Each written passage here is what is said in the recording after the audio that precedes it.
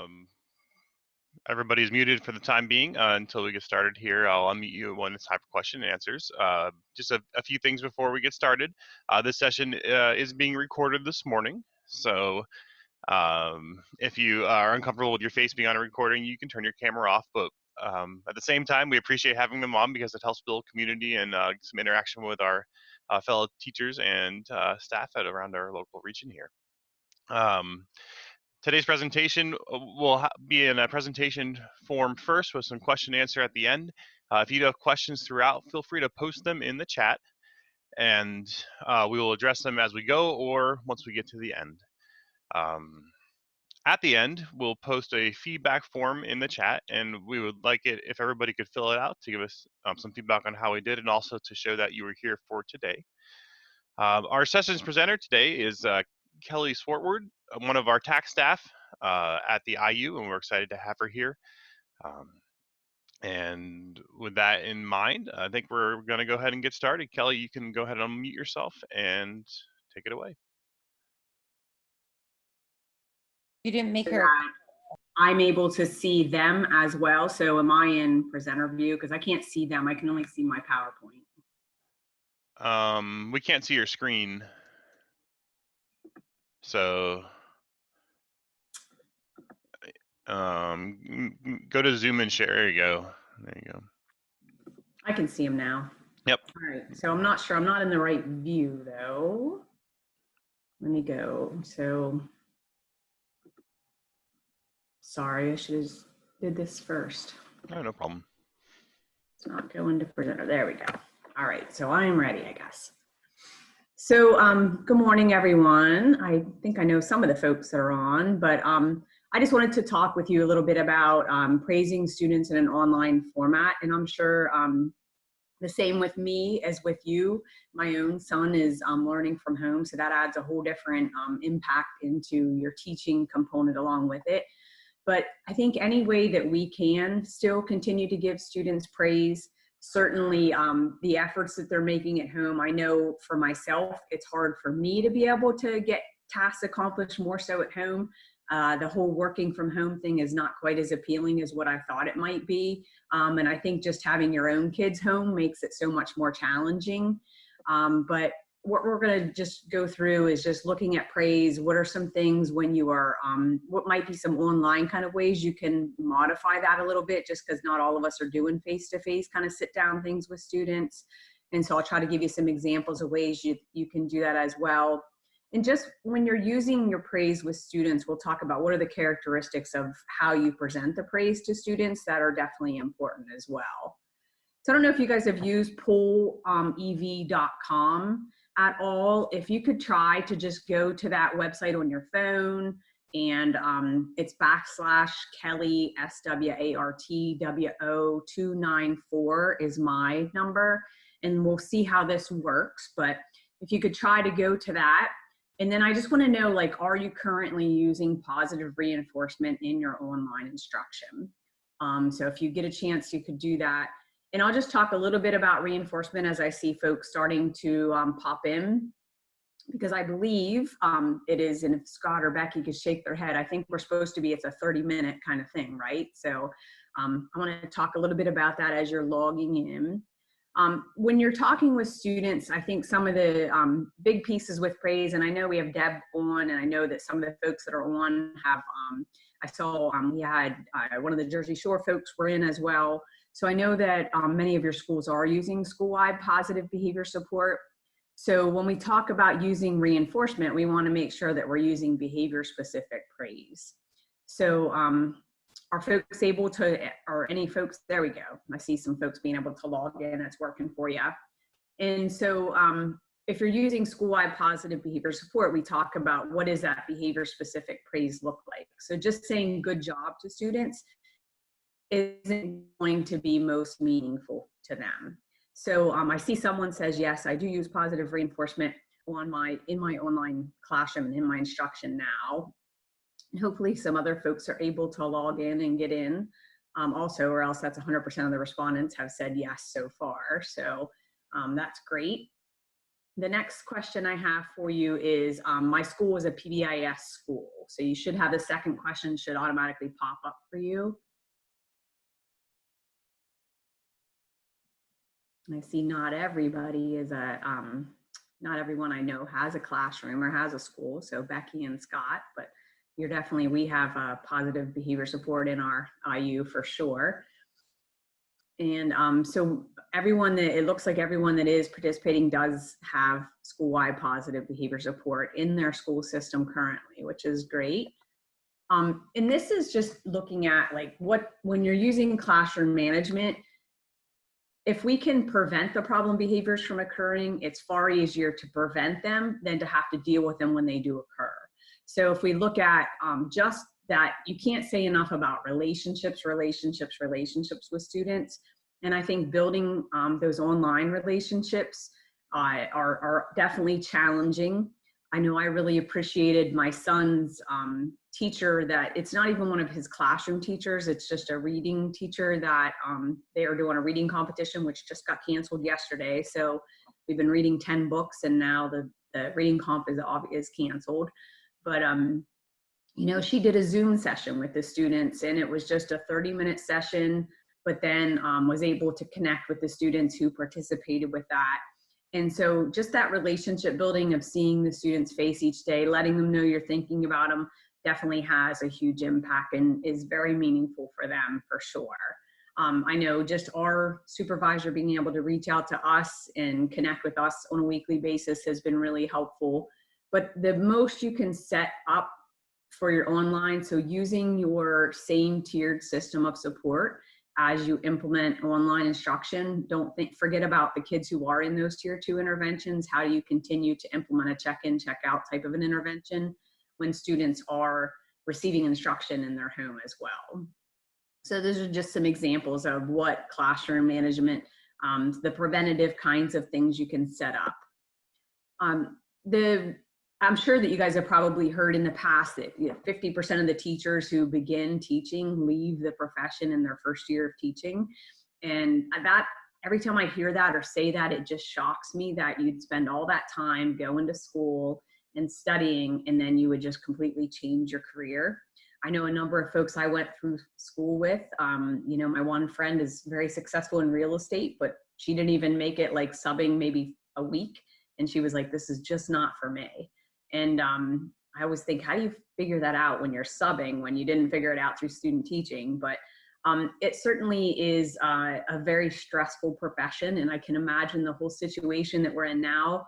I know just even the degree of stress that I feel, I can imagine how our students are feeling with that as well. And then leading on top of that, just the discipline problems and the lack of connection our students are having in a home type of a situation currently also. What is the ratio of positive to negative reinforcement? So if you look at how frequently should I positively reinforce students? I see some folks 6 to 1, 4 to 1. And the research actually looks at, like, they would like us to do that 6 to 1, but we encourage students, we encourage our teachers to at least use a 4 to 1 ratio. And so if you have to redirect a student, you should try to give them those 4 positives on top of that. And I know that sounds really difficult to be able to do, especially in an online format. So if you look at what kind of tools can I use that can help students to be able to come in contact with positive reinforcement on a more frequent basis. And I think if you just think about the parents that are teaching from home or that are working from home, and are they having that opportunity to give their own children that amount of reinforcement as well? The next one, I just want to say great job, everyone, for logging into Poll Everywhere and answering the prompt. I definitely appreciate the effort that it took for you to do that. So, and that's just one example of a positive praise statement that tries to give behavior-specific praise. So not just saying we get really stuck in that good job, good job, good job. And I always talk about, I took a graduate level class that my professor it was a Bloomsburg University class. And I loved that my instructor, when we wrote papers, he would underline and he would say to you, if I have 3 underlines under something, and the class was actually classroom management. So that was, it was truly one of the best classes I've ever taken. But he would say, when you write a paper and you see that when I correct it, and if I have 3 lines under something, then you, like, that was exactly what I was asking you to come up with. So it was something as simple as that. Now, it didn't give you, you know, a lot of positive verbal feedback, but just seeing those lines on there, I am not a person who likes to write.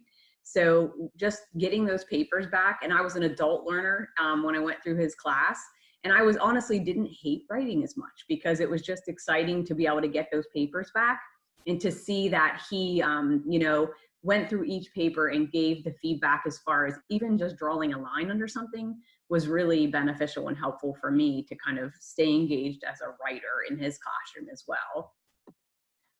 This is looking at just when you are in a classroom that they explain as this teacher is an effective classroom manager. And you've probably read lots of research articles that says the single most you know, important factor in the classroom is you. You know, if you are effectively managing a classroom, you can expect that those students many times are going to outperform students who are not with an effective classroom teacher. They talk about that those students who are in an effectively managed classroom tend to gain 52 points in standardized achievements, as opposed to students who are maybe students who are in a less effective classroom tend to gain only improve 14%.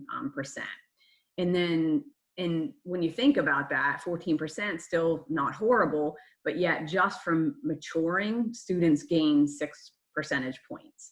So when you look at it and consider that piece of it, it's not quite as exciting as when just the single most, you know, just being an effective teacher can improve 52%, the student can improve. So I think that shows just using those strategies, using positive reinforcement can help students to improve that much more along with it as well.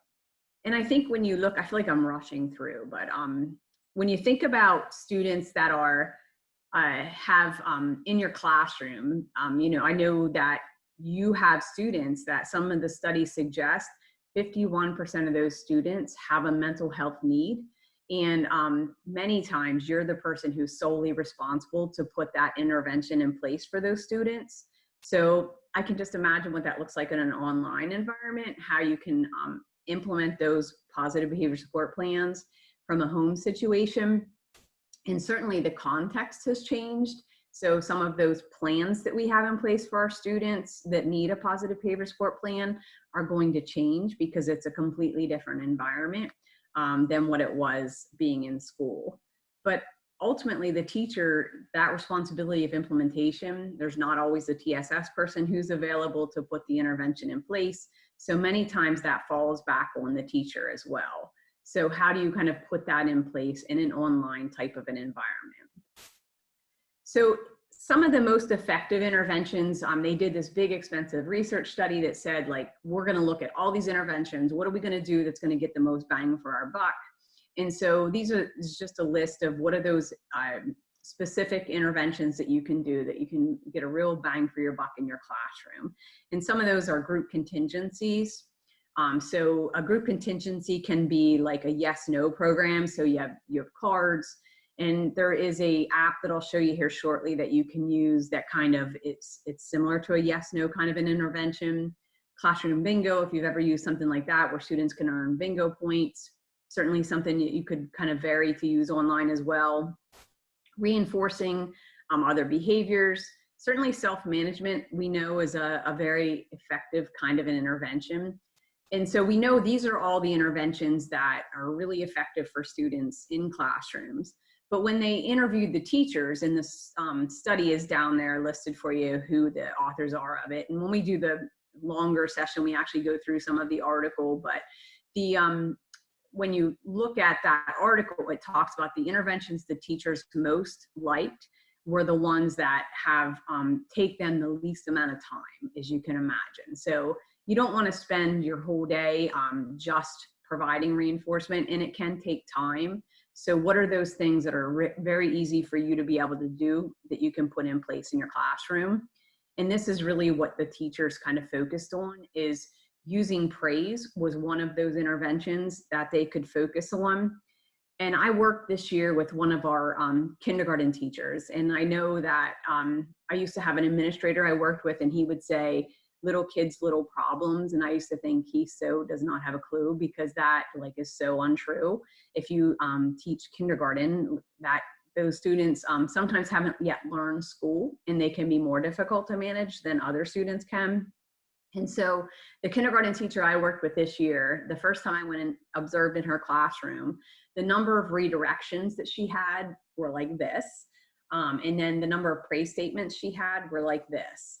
And so as the next time I came back, I said, can we just flip up that and just say, like, I want to just see, like, really think about that 4-to-1 ratio. And I love when you work with teachers who are just willing to try anything. And she was definitely one of those folks that she really focused on, here's what I want to do. So she, next time I came, praise statements were like this and redirections were like that. So just that simple piece of focusing first on the positive behavior showed the students that I get this teacher's attention when I do things that she notices when I do well, as opposed to if we constantly notice the students who don't do well. That's when we teach them that they get attention, and many of our kids don't care if it's negative attention or positive attention, it's still attention. So that was one of the pieces that the teacher said were most beneficial for them. So another question for you, is it more beneficial to praise an individual or is a group praise more effective, more beneficial?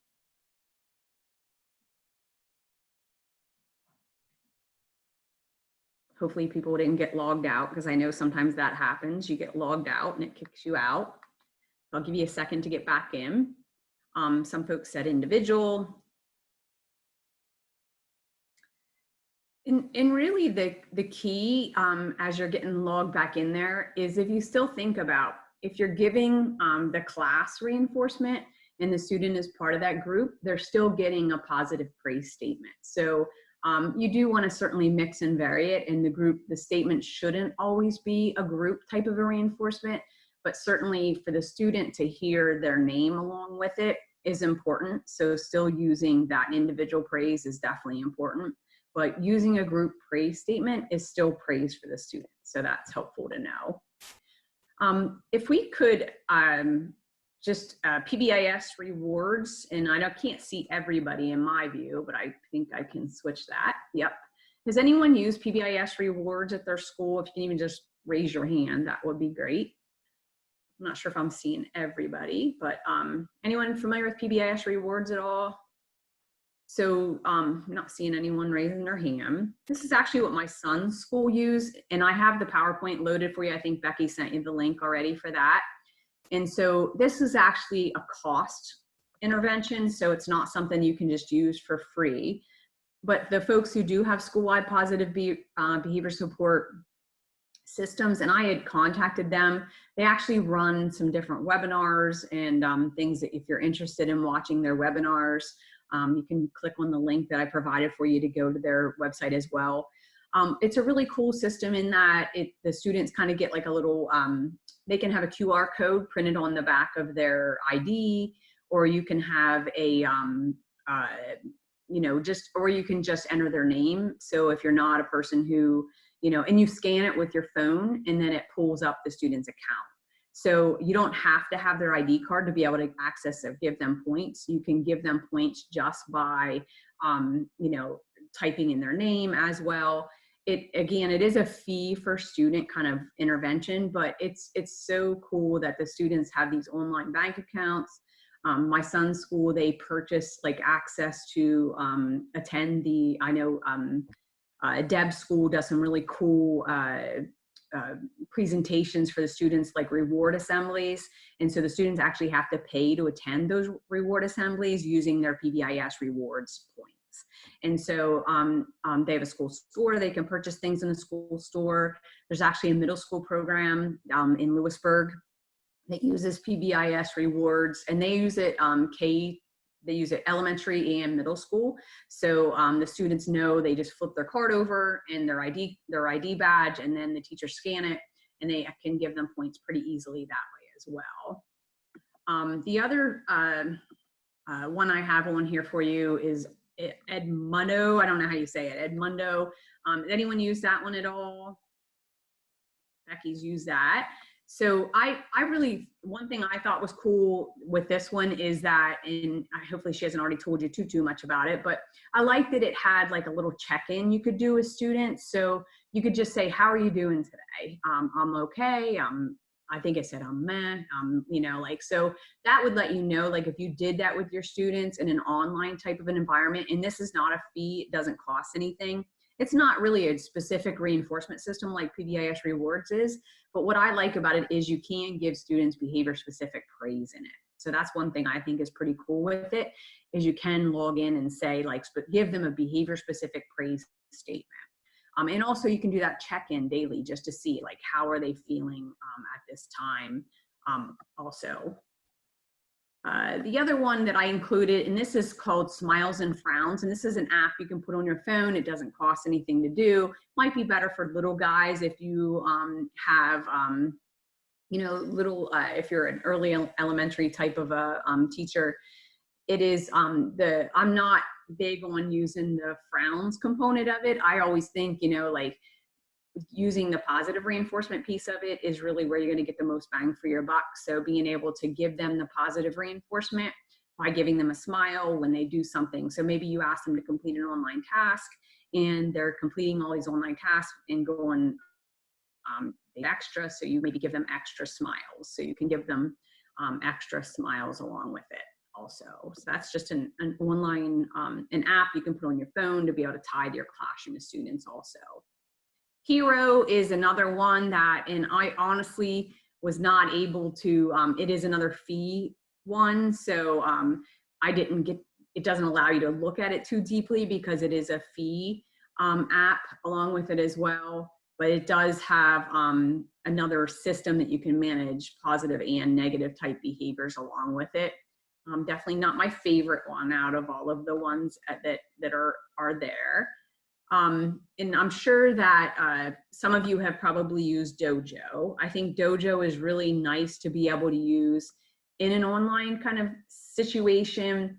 Some of our schools are using Dojo district-wide, building-wide, and it's really nice because you have, it's a nice communication tool between parents and students as well. So you can give feedback and the parents get notice of the feedback. Screen sharing has stopped as shared window is closed. Not sure how my window closed. I got an error message. It kicked me out of PowerPoint somehow. Hey Meg, I just see Meg there. Not sure what happened. Sorry about that.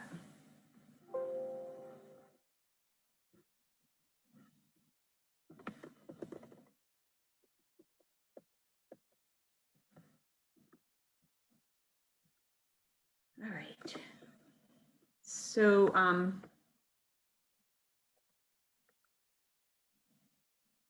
me get back. I'm sorry. Oh.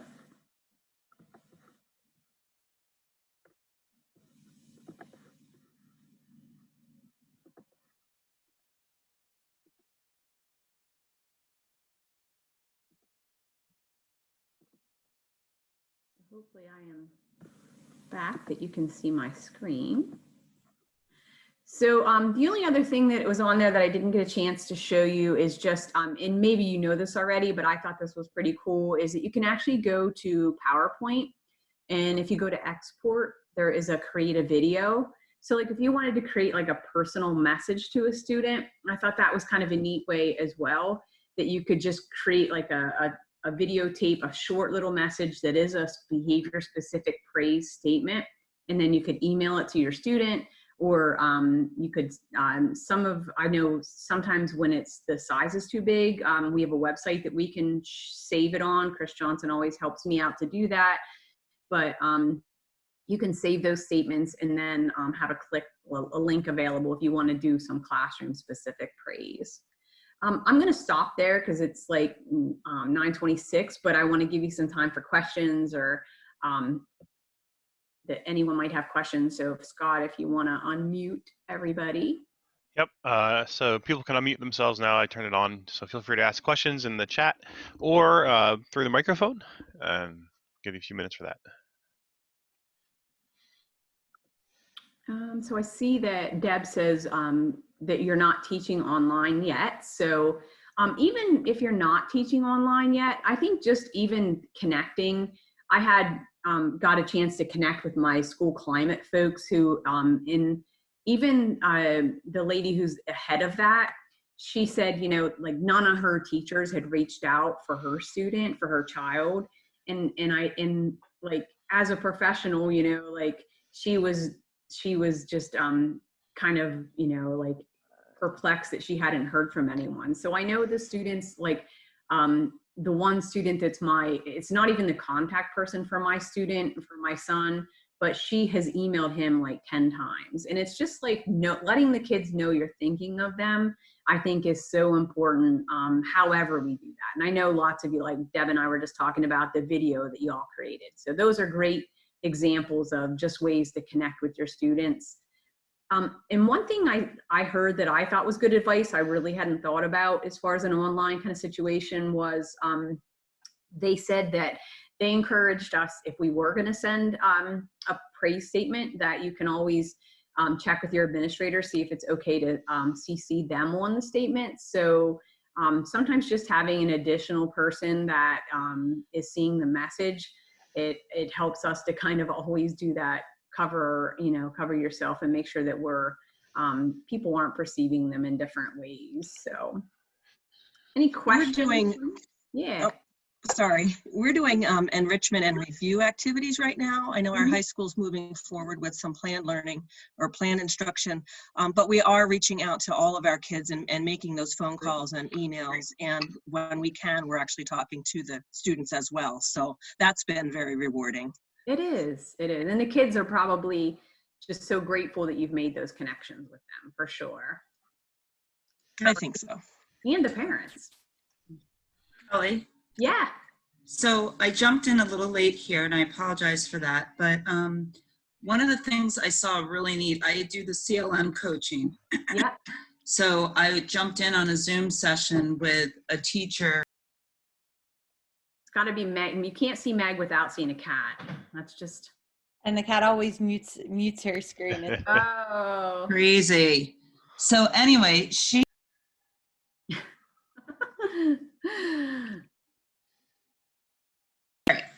very happy I'm home right now. I bet. So anyway, so I was just in there just to kind of observe and give this some feedback afterwards for the teacher. And a really neat thing that she did was she'd used the Google Classroom. Mm-hmm. She was sharing her screen with the student. And after, like, she had set up some slides where she did some review tasks on each slide.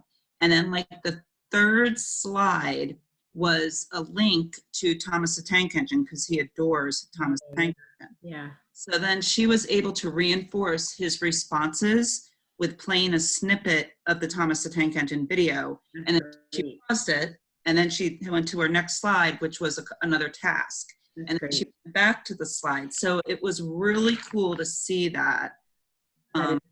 Just kind of a way to reinforce the student. And she had total control, so he couldn't like play the video when she didn't want him to. So I thought that was a nice way to reinforce his attending and engagement per Zoom lesson. For sure. That's a great idea. Has anyone done anything different that you'd like to share for positive reinforcement with your students on an online format? I just wanted to say I use Class Dojo. And I think a lot of times people think of using it with the younger kids. Yeah. I teach 4th and 5th grade, and you could tell the parents weren't really sure at the beginning of the year when I rolled it out. Yeah. But it's been really great, especially during this time, because I post stuff on there a couple times a week, and they actually will give you ideas for their remote learning. And since we're not actually doing that yet, I don't really do a lot with it.